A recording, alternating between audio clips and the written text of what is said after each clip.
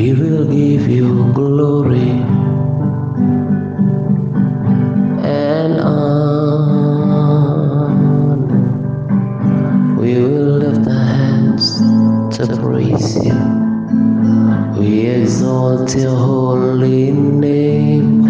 We will give you glory and honor. We will lift our hands to praise you. We exalt your holy name. For you are great, you do mighty wonders, Lord. There is no one else like you. There is no one else like you. For you are great, you do mighty wonders, Lord. There is no one else like you. There is no one else like you.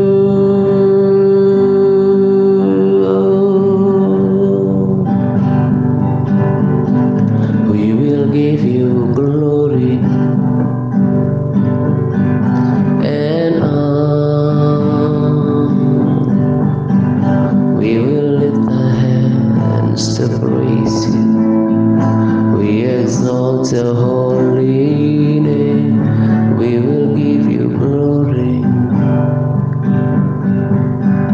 and honor. We will lift our hands to praise you. We exalt your holy name. For you are great, you do miracles so great. There is no one else like you. There is no one else like you. For you are great, you do miracles so great. There is no one else like you. There is no one else like you.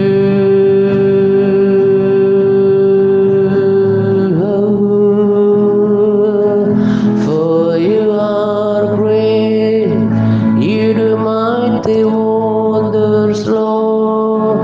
There is no one else like you. There is no one else like you. For you are great, you do miracles so great. There is no one else like you. There is no one else like you.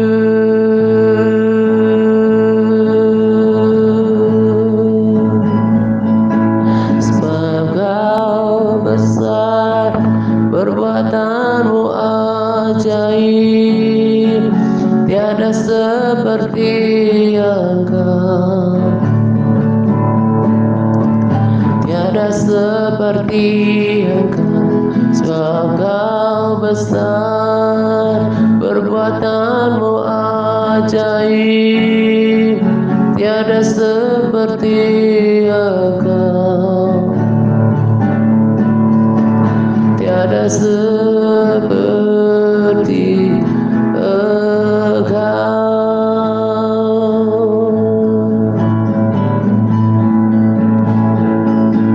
Sebab kau besar, perbuatanmu ajaib, tiada seperti Engkau.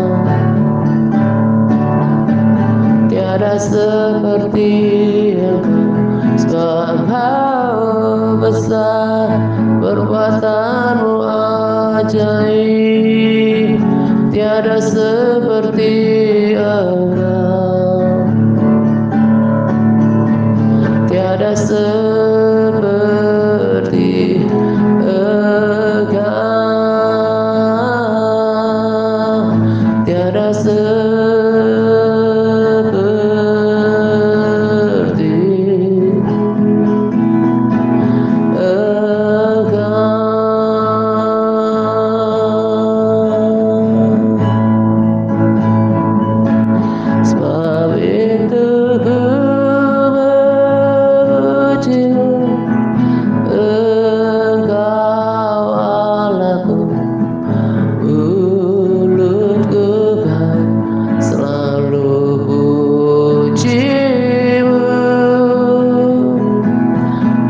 dan angkat tangan sembahmu, tinggikan namamu, Yesus, kemuliaan bagimu.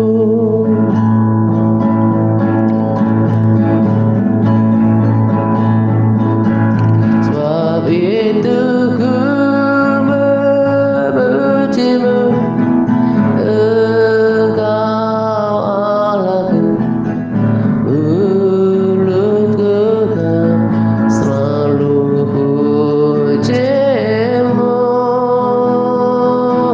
dan angkat tangan sembahmu, tinggikan Kau Tuhan, Yesus, kemuliaan bagimu.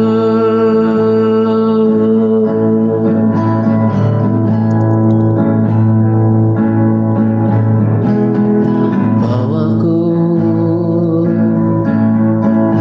ke gunung kudus-Mu,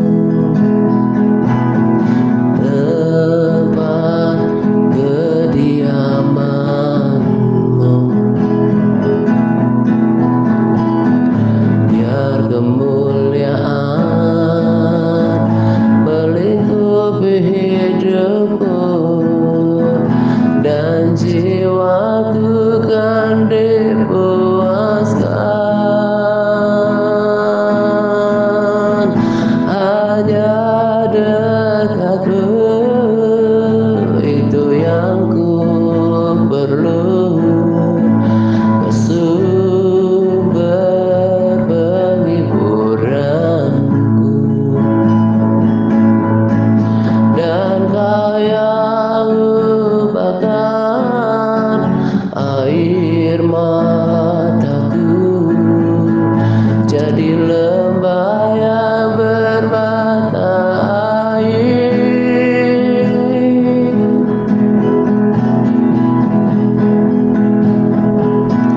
Sebab itu ku memujimu, Engkau Allahku, mulutku kan selalu pujimu,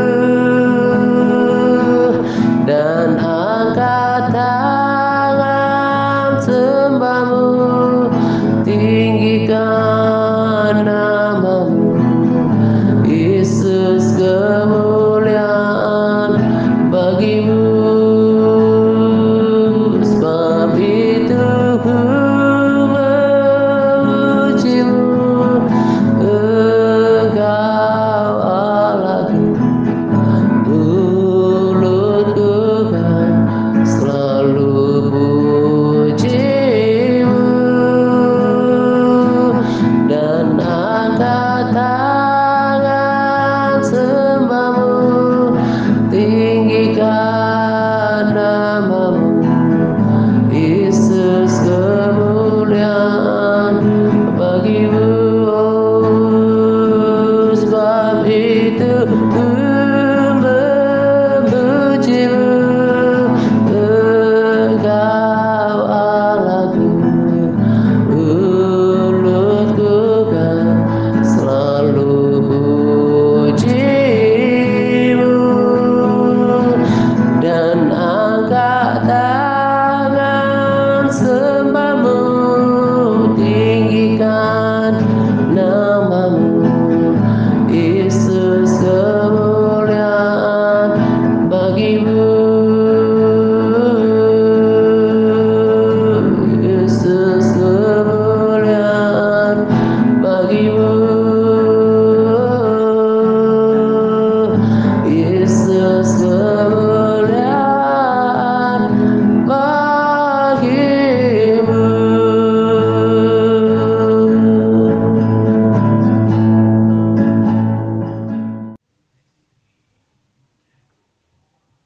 Shalom semuanya. Salam damai sejahtera untuk kita sekalian. Pada kesempatan ini saya akan berbagi sharing. Sebetulnya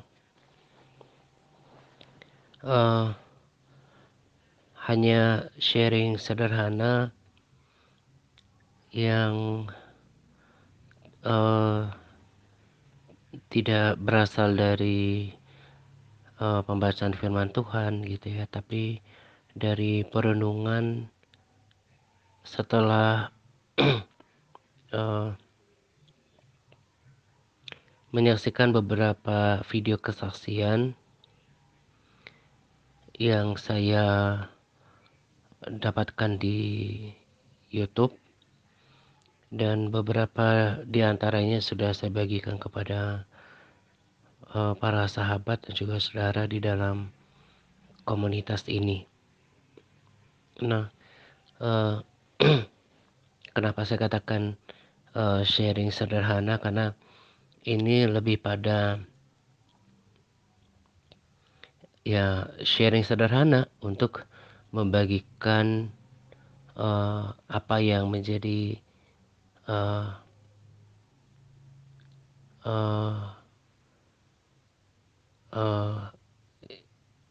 pemikiran saya dan juga apa yang menjadi perenungan di dalam hidup saya, yang sekalipun sederhana tapi akan berguna untuk kita. Jadi saya bagikan apa yang menjadi isi hati dan pikiran saya, supaya tidak saya nikmati sendiri, tetapi saya bagikan supaya kita menjadi satu hati dan satu pikiran, satu tujuan, satu kehendak, satu uh, uh, uh, satu menjadi memiliki pengertian yang sama gitu ya. Jadi sekalipun kita berada di di di kota yang berbeda, bahkan negara yang berbeda, gereja lokal yang berbeda, kita uh, uh, tidak dalam satu tempat gitu ya, tapi melalui wadah ini kerinduan saya itu adalah jadi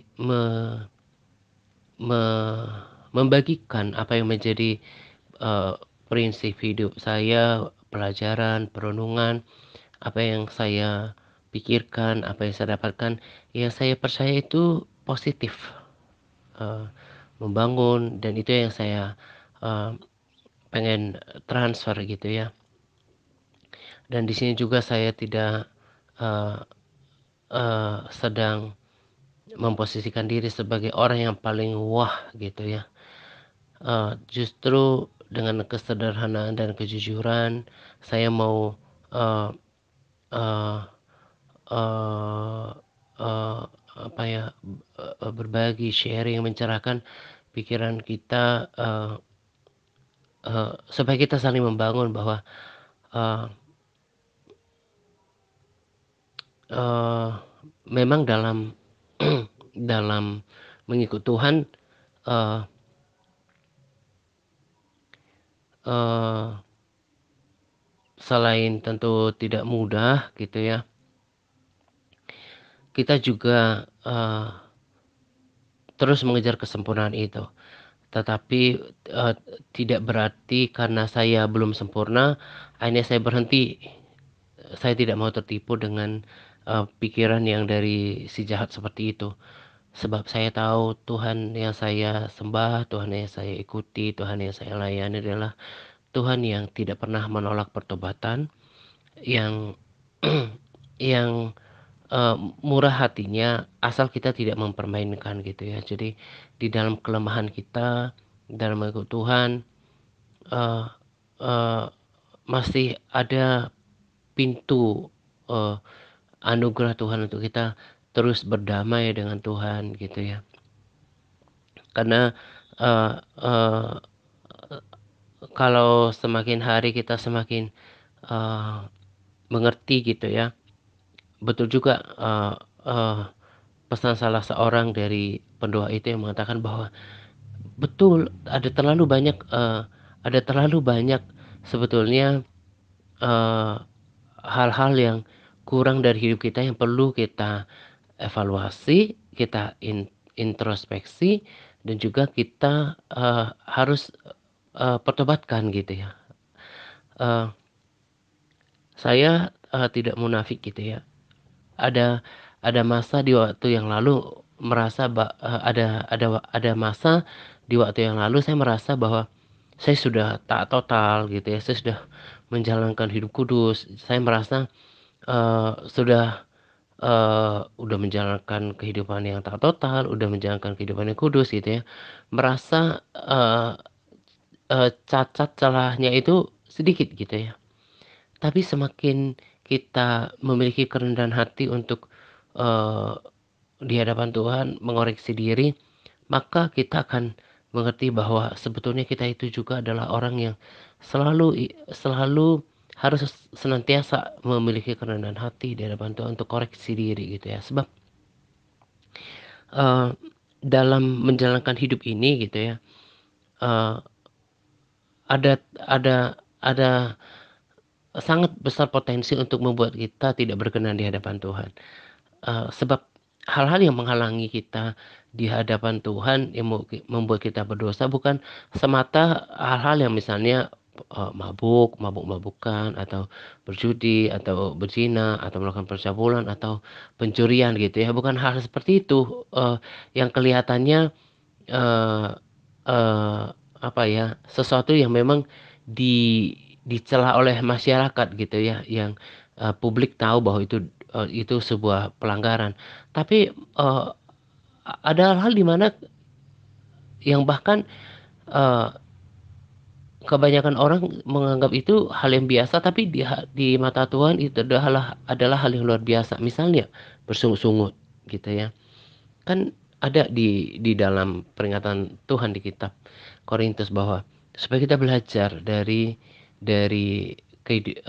kejahatan hati bangsa Israel dahulu di mana mereka bersungut-sungut gitu ya. Tidak senantiasa bersyukur, tidak berterima kasih, tidak eh, mengucap syukur, tidak eh, eh, memilih untuk bersukacita, eh, untuk menerima segala proses hidup yang kita jalani, itu pun membuat kita tidak berkenan di hadapan Tuhan. Jadi bukan seperti yang saya katakan tadi, orang langsung mencuri, mabuk atau pembunuhan atau percabulan, perzinahan, pencurian, bukan bukan hal-hal seperti itu yang menghalangi kita berkenan di hadapan Tuhan. Makanya tadi saya katakan semakin kita semakin hari semakin mau mengoreksi diri, merendahkan hati. Ada banyak hal sebetulnya yang membuat kita tidak berkenan di hadapan Tuhan. Ya seperti tadi, nggak bersyukur, nggak berterima kasih, nggak dengan hati yang tulus menolong orang, nggak dengan hati yang tulus melakukan sesuatu. Ketika melakukan sesuatu tanpa iman itu kan dosa juga gitu. Ketika kita kehilangan harapan, kita kehilangan semangat, kita kehilangan iman, itu juga kan dosa. Kan kita bilang segala sesuatu yang dilakukan tanpa iman adalah dosa. Nah, jadi ketika kita kehilangan pengharapan, putus asa, seolah Tuhan gak menolong gitu ya, itu jangan dianggap biasa gitu ya. Ketika kemudian motivasinya dalam melakukan segala sesuatu gak tulus, kan segala sesuatu dasar dari segala sesuatu dalam melakukan sesuatu, sorry, dasar dalam melakukan segala sesuatu kan mestinya seperti untuk Tuhan, dan lebih tinggi lagi adalah kasih. Jadi kalau seperti untuk Tuhan itu kan bisa aja karena perintah, tapi kalau melakukan segala sesuatu seperti untuk Tuhan didasari kasih, kan itu yang benar gitu. Juga dalam melakukan sesuatu terhadap orang lain, maupun kita dalam beraktivitas sehari-hari gitu ya, melakukan apapun juga, termasuk aktivitas dalam rumah tangga yang kelihatannya rutinitas gitu. Kalau kita tidak lakukan dengan tulus, dengan sepenuh hati, tidak seperti untuk Tuhan, bahkan tidak kasih, ada sungut-sungut, ada kok kayaknya menggerutu, jenuh, bosan gitu. Itu kan sebuah sikap yang tidak bersyukur. Nah, jadi betul, Itu yang saya mau pesankan pertama gitu ya, beberapa poin gitu ya. Supaya kita terus mengoreksi hidup kita berkenan di hadapan Tuhan. Saya juga ingatkan diri saya supaya saya nggak kaget nanti ketika kalau misalnya ketemu Tuhan ternyata Tuhan tolak, gak berkenan gara-gara hal-hal yang saya anggap bukan dosa gitu. Makanya tadi saya katakan bukan soal dosa hal-hal tadi yang kelihatannya besar yang diketahui oleh masyarakat yang merupakan pelanggaran, tapi sikap hati, sikap pikiran, respons kita terhadap kehidupan itu juga merupakan uh, uh, uh, hal-hal yang kita harus perhatikan. Hati yang mau bersyukur, ikhlas, melakukan semuanya seperti untuk Tuhan, bahkan didasari oleh kasih, itu kan sesuatu yang harus kita cek dalam kehidupan kita. Kita tidak menerima baik apa yang Tuhan izinkan dalam proses hidup kita. Memang gak mudah. Saya katakan gak mudah. Makanya saya hanya bisa berseru untuk Roh Kudus, tolong saya, untuk mampukan saya untuk melewati setiap hari-hari, untuk melakukan apapun itu, walaupun kelihatannya nggak ada kaitannya dengan pelayanan, tapi justru menurut saya adalah uh, uh, pelayanan yang yang lebih penting, yang banyak orang abaikan adalah melayani Tuhan setiap hari dengan sikap hidup kita, ngerti kan ya? Jadi konsep pelayanan itu bukan pelayanan kerohanian, memberitakan Injil, itu perlu, itu juga bagian daripada tugas kita gitu ya. Melayani gereja, berdoa syafaat mungkin di gereja, melakukan kunjungan. Tapi sebelum ke sana gitu ya, uh, sebelum masuk ke area itu, saya mengerti ini bahwa ada hal-hal di mana kita tidak menyangka bahwa melakukan pekerjaan kita, bahkan tadi saya katakan melakukan rutinitas kita yang bahkan tidak ada kaitannya dengan Tuhan atau sesama pun, kalau kita melakukannya yang terbaik, yang maksimal, dengan sepenuh hati, itu adalah pelayanan untuk Tuhan gitu. Makanya di video itu juga dikatakan bahwa jangan mengira bahwa Tuhan akan ter terpikat dengan pelayanan seseorang yang kelihatannya aktif di gereja, bahkan pelayanan mimbar, tapi sikap hidupnya sehari-hari itu tidak tidak sejalan gitu. Jadi dia menganggap pelayanan itu hanya di mimbar, di gereja yang kelihatannya tampil di muka umum gitu ya. Tapi pelayanan kepada Tuhan, bahkan membersihkan toilet pun itu pelayanan kepada Tuhan. Membersihkan peralatan masak misalnya, atau alat makan dan minum gitu ya. Itu kan jadi gini, kalau sampai ada orang yang tahu banyak firman Tuhan, melayani mimbar, tapi dalam praktek sehari-hari orangnya kotor, jorok, malas gitu ya.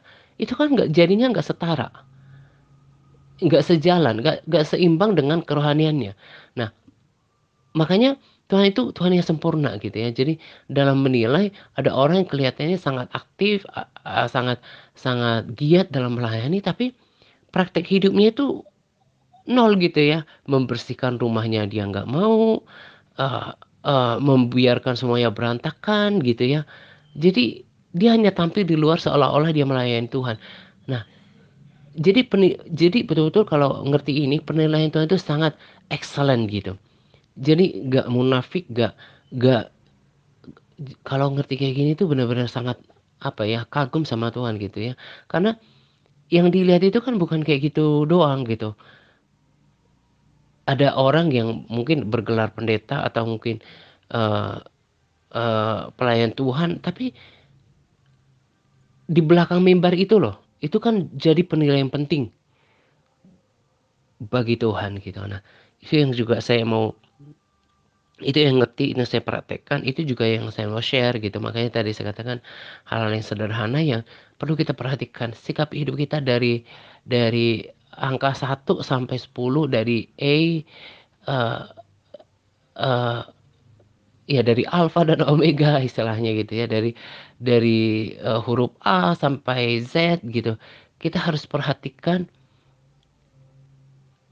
eh, setiap apa yang kita lakukan, yang kita pikirkan, yang kita kerjakan ha- harus bernilai excellent dan maksimal. Jadi pelayanan itu yang saya pahami. Jadi melayani Tuhan itu bukan bukan hanya pelayanan rohani, tapi apa yang kita kerjakan, apa yang kita perbuat, sekalipun itu tidak ada hubungannya langsung dengan Tuhan atau sesama, kita melakukan seperti untuk Tuhan karena bumi ini kan punyanya Tuhan gitu ya. Kalau kita membuang sampah pada tempatnya, itu juga pelayanan. Membuat rapi, membuat eh, bersih-bersih itu juga pelayanan gitu ya. Itu yang saya mau eh, koreksi dalam diri saya, dan bagi saya itu adalah sebuah pengertian di luar daripada eh, hikmat saya gitu ya. Tapi Roh Kudus yang memberikan pengertian bahwa ini loh penilaian seutuhnya yang dari Tuhan terhadap diri manusia itu sendiri. Jadi supaya kita nggak keliru gitu. Ada hal, iyalah kalau orang katanya melayani tapi di rumahnya kacau, nggak merapikan semuanya, nggak membuat segala sesuatu dengan teratur, berkata-katanya tidak tidak membangun, responsnya terhadap kalau ada beban pekerjaan, entah itu beban pekerjaan di kantor atau di perusahaan, atau bahkan beban pekerjaan di dalam rumah yang membuat dia kok kayaknya itu bersungut, ya kan, mengeluh. Itu juga nggak berkenan. Dan tadi saya katakan pelayanan itu justru bukan cuman yang di mimbar itu, tapi semuanya, yang dari pekerjaan, yang dari bahkan dari tempat di mana kita berangkat gitu. Dan semua itu ada nilainya. Jadi jangan mengira bahwa yang nanti diberi upah itu sama Tuhan bukan hanya memberitakan Injil, melayani di mimbar, bukan. Tapi apapun, segala sesuatu yang kita perbuat dengan maksimal seperti untuk Tuhan, yang terbaik, dinikmati, di penuh tanggung jawab gitu ya. Itu semuanya ada penilaian gitu. Nah, itu yang saya mau katakan pada diri saya. Terlebih ketika eh, itu sebetulnya kesaksian yang kedua ini yang dia katakan saya melihat beberapa pendeta di neraka gitu ya. Itu kan bukan kali pertama saya dengarkan, sebab beberapa video di waktu yang lalu juga eh, saya saksikan gitu ya. Termasuk salah seorang nabi di salah satu negara gitu ya. Saya awalnya eh, lihat kok kayaknya mujizat yang di dilakukannya di dalam pelayanan itu hebat gitu ya. Tapi saya ketika menikmati pujian penyembahannya kok rasanya gersang gitu ya. Gak rasakan hadirat Tuhan gitu ya. Ketika saya menyaksikan itu, saya kemudian bertanya-tanya, dan ada beberapa waktu tadinya saya ikutin gitu ya. Akhirnya setelah saya mulai ragu, saya tinggalkan. Dan menurut kesaksian yang saya dapatkan dari, saya pernah bagikan juga channel itu ke pelayanan gitu ya. Orang itu udah meninggal tahun 2021 dan ditemukan di neraka. Padahal pelayanan luar biasa, punya TV, pelayanan di televisi yang dikenal bukan cuma di negaranya, tapi di beberapa negara lah ya, terkenal gitu. Nah, yang saya mau katakan adalah bahwa itu kan orang-orang terkenal sengaja dikasih tahu. Termasuk yang dikatakan oleh pendua itu gitu ya. Ada yang saya kenal katanya. Nah, ada yang dikenal itu kan ada beberapa kemungkinan dikenal karena mungkin saja oknum pendeta itu pernah atau mungkin di lingkungannya atau di gereja-gereja di dekatnya dia. Tapi asumsi saya adalah bahwa kenapa dikenal adalah barangkali saja Yang dilihat itu adalah oknum pendeta terkenal gitu. Sama seperti video-video yang saya saksikan dari luar negeri yang juga saya pernah berikan channelnya gitu ya. Dikenal bisa saja kan tidak selalu karena pernah ketemu atau dilihat, tapi bisa saja karena memang oknum tersebut terkenal gitu ya. Nah, yang saya mau katakan adalah Tuhan gak gak menilai itu seberapa besar pelayanannya. Seperti yang saya katakan itu, dia kalau bernubuat, dia punya pelayanan di TV yang besar gitu ya. Eh eh Wah, dia mah pelayanannya luar biasa lah, sangat besar gitu. Tapi akhir hidupnya di neraka gitu. Nah, itu yang saya mau katakan bahwa ya itu juga yang semakin membuat saya bahwa saya nggak terlalu terpesona ketika ada oknum hamba Tuhan yang pelayanannya besar, gerejanya besar, ibadahnya banyak kali jam ibadah gitu ya, terkenal punya pelayanan ini dan itu. Nah, kalau ternyata dia eh, tidak menuntun orang-orang yang dilayaninya kepada pertobatan untuk menghasilkan buah pertobatan, gak ada teguran, gak ada nasihat, gak ada didikan, gak ada eh, eh, eh, peringatan yang keras, tapi cenderung meninabobokan jemaatnya, itu kan mengerikan gitu ya. Nah, itulah kenapa juga saya termotivasi untuk lebih memperhatikan sikap hidup saya. Untuk kondisi situasi dan kondisi di mana Tuhan izinkan saya berada, sorry, apapun itu, saya mau berjuang. Tadi saya katakan kan, aku harus jujur, nggak boleh munafik, karena nanti juga ada layarnya uh, tentang praktek hidup saya gitu ya. Saya katakan nggak mudah, harus tetap bersyukur, harus nggak boleh walaupun jenuh, tetapi harus semangati diri untuk tetap bersemangat, nggak boleh penat gitu ya. Tapi uh, uh, uh, udah lakukan upaya dulu dan minta Roh Kudus untuk kuatkan. Sekalipun nggak sempurna, tapi kan Tuhan lihat isi hati kita yang berusaha apa enggak, berusaha untuk hidup benar apa enggak gitu ya. Nah, jadi praktekkan itu yang saya terapkan dalam kehidupan saya untuk mengoreksi diri saya dari melakukan hal yang sederhana yang tidak termasuk pelayanan, saya lakukan dengan maksimal yang terbaik yang bisa saya perbuat. Sekalipun tidak mengenakan bagi diri saya mau belajar untuk melakukannya, karena itu tadi saya katakan ya, itu justru bagian dari pelayanan yang banyak orang abai. Mereka berpikir pelayanan itu hanya di gereja dengan seragam atau memberitakan firman Tuhan, bahkan mimbar. Seluruh aktivitas, seluruh rangkaian aktivitas kita dari bangun hingga kita menutup mata untuk tidur kembali, itu semuanya adalah rangkaian dari pelayanan untuk Tuhan. Karena itu lakukan semuanya, bahkan dari pekerjaan rumah tangga, kalau mau ada di rumah tangga, atau tadi saya katakan bahkan hanya membersihkan toilet pun, membuang sampah, itu kan bagian daripada hal-hal yang kita uh, sadari ada kehadiran Tuhan dalam kehidupan kita yang menyaksikan. Dan tadi juga saya katakan bahwa bumi ini kan punyanya Tuhan gitu ya. Tuhan mau kita ketika hidup di bumi ini, kita malah bukan merusak, tapi uh, merawat gitu ya. Tuhan uh, tidak menjadi sedih apalagi murka ketika kita di bumi ini kita tidak memberikan contoh lewat perkataan dan sikap hidup kita.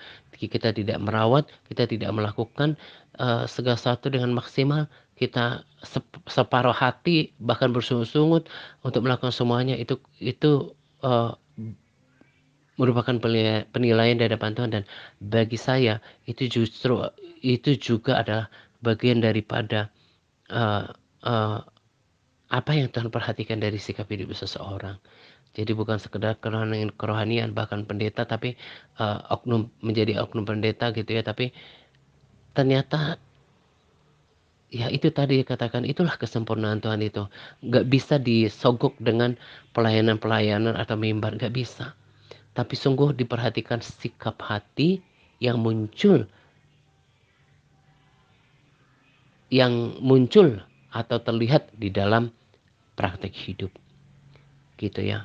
Nah, itu yang saya ingatkan pada diri saya, semakin hari semakin rendah hati menurut saya ya, jangan menurut orang, tapi karena saya semakin tahu bahwa saya masih banyak hal yang harus dikerjakan, saya perlu sungguh-sungguh bertobat untuk hal-hal yang kelihatannya belum saya lakukan dengan sempurna dalam kehidupan saya sehari-hari. Nah, kiranya apa yang saya bagikan yang poin pertama, poin-poin pertama, kedua ini yang menjadi teladan bagi kita. Kita perhatikan praktek hidup kita. Dan juga jangan karena tadi saya menyinggung tentang oknum hamba Tuhan gitu ya. Jangan mendewakan oknum hamba Tuhan tertentu, karena uh, uh, orang yang sungguh melayani Tuhan itu pasti ikut cara-caranya Tuhan yang uh, uh, melayani, yang menegur, yang memperingatkan tentang surga dan neraka, yang memperingatkan tentang penghukuman gitu kan, yang keras gitu. Jangan seperti kulit-kulitnya aja, yang enak di telinga, yang menina bobokan gitu kan. Nah, jadi benarlah apa yang diterapkan dalam TRC ini. Kita harus semuanya mendasarkan pada firman Tuhan. Ada banyak firman Tuhan yang kita baca, yang kita sungguh-sungguh baca, tidak dikupas di mimbar-mimbar gereja. Ya, termasuk kesaksian surga dan neraka, penghukuman Tuhan Allah yang murka gitu ya. Nah, jadi fokuslah pada firman Tuhan, gali dari sana. Dan firman Tuhan yang kita ketahuilah nanti kemudian menjadi filter untuk menyaring hal-hal yang disampaikan orang di luar sana yang mengaku-ngaku entah mimpi, penglihatan, entah itu nubuatan. Kita bisa uji dengan firman Tuhan, sebab itu kan alat ujinya, firman Tuhan. Jadi berdasarlah pada firman Tuhan, sekalipun itu keras, diperingatkan oleh Yesus sendiri tentang hanya sedikit saja yang masuk surga, yang diperingatkan oleh Yesus tentang jalan yang sesak dan pintu yang sempit. Itu yang kita harus ikuti. Jangan uh, jangan jangan dasarkan kekristenan pengajarannya pada oknum hamba Tuhan yang yang uh, apalagi dia yang hanya memberitakan sisi baik berkat daripada Tuhan. Itu nggak salah, tapi tidak memberitakan sebagaimana Yesus memberitakan. Jangan sampai, sebab nanti ujungnya menuju kebinasaan gitu ya. Lalu yang poin yang ketiga yang saya mau sampaikan adalah tentang doa gitu ya. Tadi juga saya udah singgung tentang oknum hamba Tuhan kan. Betul juga yang dikatakan pada video, dan tanpa bermaksud menghakimi atau menduduh, dan saya mau katakan tidak jaminan karena dia aktif melayani, aktif di gereja, lalu kemudian bahkan pelayanan mimbar, jam-jam baca Alkitabnya lebih baik daripada seorang jemaat biasa. Ya, katakanlah seperti pendoa gitu ya. Mungkin dia terlalu sibuk melayani, atau memang dia kurang menikmati persekutuan sama Tuhan. Jadi dia lebih banyak aktivitas melayaninya daripada bersekutu dengan Tuhan.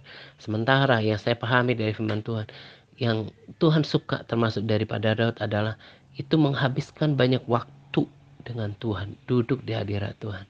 Nah, jadi ketika saya mendengarkan kesaksian itu, satu hal yang saya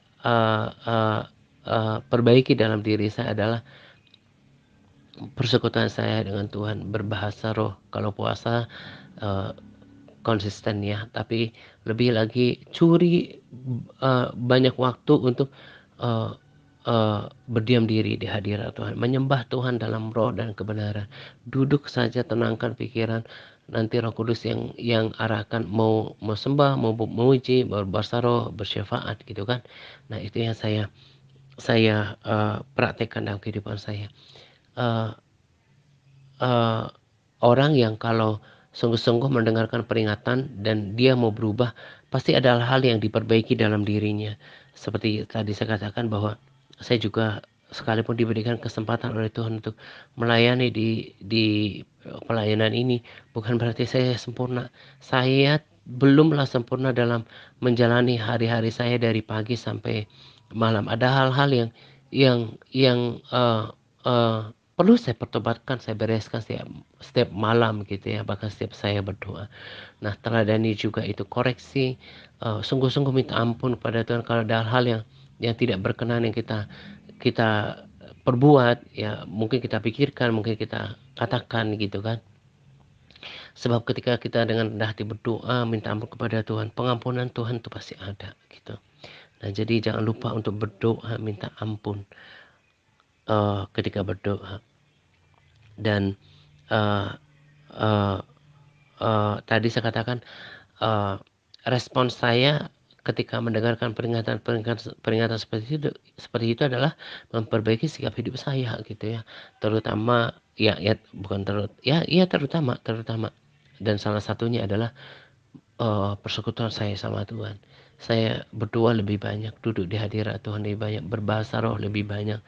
uh, yang tadi yang gak tahu apakah uh, para sahabat atau saudara dengarkan gitu ya, bahwa uh, bukan bahasa roh yang dipentingkan. Maksudnya itu itu sama dengan maksudnya kurang lebih seperti firman Tuhan gitu ya. Kalau orang kata Paulus ya, Paulus gitu ya. Walaupun orang bisa berbahasa malaikat, kemudian juga uh, uh,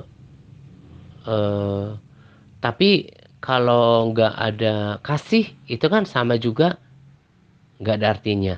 Nah, jadi saya perlu luruskan di sini bahwa bukan berarti bahasa roh itu eh, eh, nggak perlu gitu ya. Justru makanya saya bilang kalau kita dengarkan firman Tuhan, kita saring dengan firman Tuhan. Kalau Paulus katakan dan itu tertulis dalam firman Tuhan, aku suka supaya kamu bisa berbahasa roh gitu. Nah, jadi kalau dengar kesaksian begitu tuh jadinya ngerti. Bukan berarti seolah nggak perlu mengejar bahasa roh gitu ya. Tapi berbahasa roh menjadi sia-sia kalau praktek hidupnya tidak dipimpin oleh Roh Kudus gitu loh maksudnya gitu. Nah, yang terbaru ini saya dengarkan dari Sadu, justru Tuhan berbahasa roh kan membangkitkan iman kita. Nah, kalau kita habiskan waktu 1 jam berdoa, berbahasa roh, merenungkan firman Tuhan, Tuhan akan nyatakan hal-hal yang luar biasa dalam kehidupan kita gitu. Nah, itu yang saya perbaiki hari-hari dalam kehidupan saya, keintiman saya dengan Tuhan, persekutuan saya dengan Tuhan, berbahasa rohnya, pujian penyembahannya, gak lupa bertobat karena saya belum sempurna dalam hidup gitu. Lebih baik saya katakan sekarang dalam di rekaman dan di waktu-waktu yang lalu juga seperti itu, karena kita dalam mengikuti Tuhan ada kelemahan, ada proses gitu ya.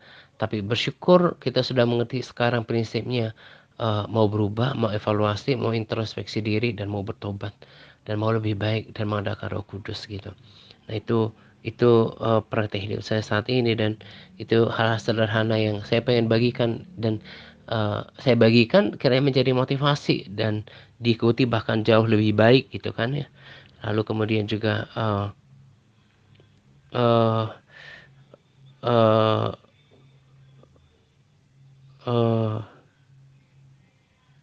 perbaiki cara hidup kita gitu.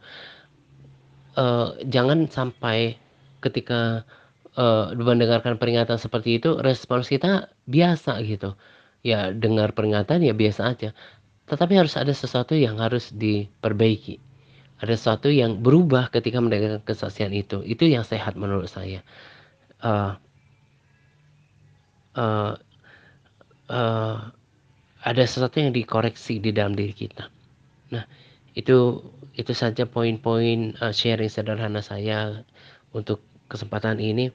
Kiranya menjadi motivasi, menjadi inspirasi gitu ya.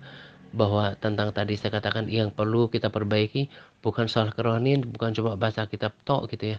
Jangan sampai kita cuma baca kitab, berdoa, berpuasa, tapi yang tadi saya katakan ketika melakukan segala sesuatu tanggung jawab kita, baik di pekerjaan, di kantor atau di rumah atau yang melekat dengan kehidupan kita, kita kok kayaknya itu gak sepenuh hati, bersungut-sungut atau penat, rasa bosan atau asal-asalan gitu kan. Tuhan melihat itu semuanya. Makanya kita harus perbaiki seluruh uh, kehidupan kita, dan bangunlah terus kekristenannya di atas firman Tuhan. Sebab kalau mengandalkan video-video atau bahkan hanya hamba Tuhan, kita bisa tersesat. Sebab udah biasa kan, udah terlalu sering saya katakan bahwa tidak lebih banyak hamba Tuhan yang memberitakan kebenaran sama seperti Yesus yang juga memperingatkan neraka, sama seperti Paulus yang memperingatkan Allah itu adalah Tuhan api yang menghanguskan gitu kan. Nah, dasarkan terus bangun di atas firman Tuhan dan juga perbaiki persekutuan pribadinya dengan Tuhan. Juga sama seperti ada orang yang kelihatannya aktif melayani tapi pembacaan firman-Nya tidak teratur, jam-jam doanya juga tidak maksimal, bahkan tidak punya keintiman sama Tuhan. Nah, kalau dalam pemahaman saya, dan saya percaya Tuhan juga menginginkan itu. Seperti Daud kan dia bukan pengkhotbah yang punya mimbar gitu karena dia raja. Tapi menjadi berkenan kenapa? Karena dia punya waktu-waktu yang banyak dengan Tuhan, bersekutu dengan Tuhan. Karena kita dipanggil, diselamatkan itu kan untuk menyembah, memuji-muji Tuhan gitu. Nah, jadi yang saya mau katakan adalah itu yang dibangun, karena itu yang berkenan di hadapan Tuhan. Duduk di hadiratnya, menikmati Tuhan, merasakan hadiratnya, mendapatkan damai sejahtera-Nya, mengasihi Dia, bermazmur, membangun basar, duduk di dalam hadiratnya. Itu yang saya perbaiki dalam kehidupan saya dan kiranya bisa diikuti, bahkan lebih baik untuk duduk menanti-nantikan Tuhan. Nah, kalau kita mempunyai banyak waktu untuk dihabiskan bersama dengan Tuhan, maka kita akan semakin peka terhadap kehadiran Tuhan, bahkan terhadap rencana yang akan datang daripada Tuhan. Di alam roh kita akan diberikan pengertian. Orang-orang yang intim sama Tuhan, yang mengasihi Tuhan, yang bergaul karib dengan Tuhan, itu akan diberikan pengertian. Itu yang akan mengerti, memahami tentang kedatangan Tuhan. Yang baginya nanti kedatangan Yesus bukan seperti pencuri. Sebab dia di dalam persekutuannya diberikan signal oleh Tuhan untuk mengerti bahwa ini sudah akhir zaman. Ini waktunya untuk siap-siap. Nah, kiranya kita menjadi terus bagian daripada bersiap-siap, menjadi bagian daripada gadis bijaksana yang ngerti dan tidak tentang kehendak Tuhan, tentang uh, uh, uh, uh, jadwal Tuhan, sekalipun waktu dan harinya enggak seorang pun tahu, tapi alam roh kan itu berbeda gitu ya. Nah, di alam roh kita mengerti bahwa ini masanya nih Yesus mau turun, sehingga kita tak bersiap-siap dan terus membereskan pakaian kita. Kalau ada dosa, bahkan hal yang sederhana pun, kita bertobat di hadapan Tuhan. Gitu kan. Nah, ini saja yang saya mau berikan pada kesempatan ini. Kiranya memberkati, memotivasi kita sekalian untuk terus bersungguh-sungguh dalam mengikut Tuhan. Mempersiapkan diri, melakukan pemberesan dengan hidup. Dan kita tetap bersuka cita, mengandalkan Roh Kudus. Supaya kita bisa menjadi pelaku firman dan juga cakap untuk melewati setiap hari dengan hati yang tulus dan mulut yang penuh dengan ucapan syukur gitu ya. Selamat menjelang doa pagi untuk kita sekalian. Semangat berpuasa kepada para sahabat yang terus semangat dan berpuasa. Semangat par. Tuhan Yesus memberkati kita senantiasa. Amin.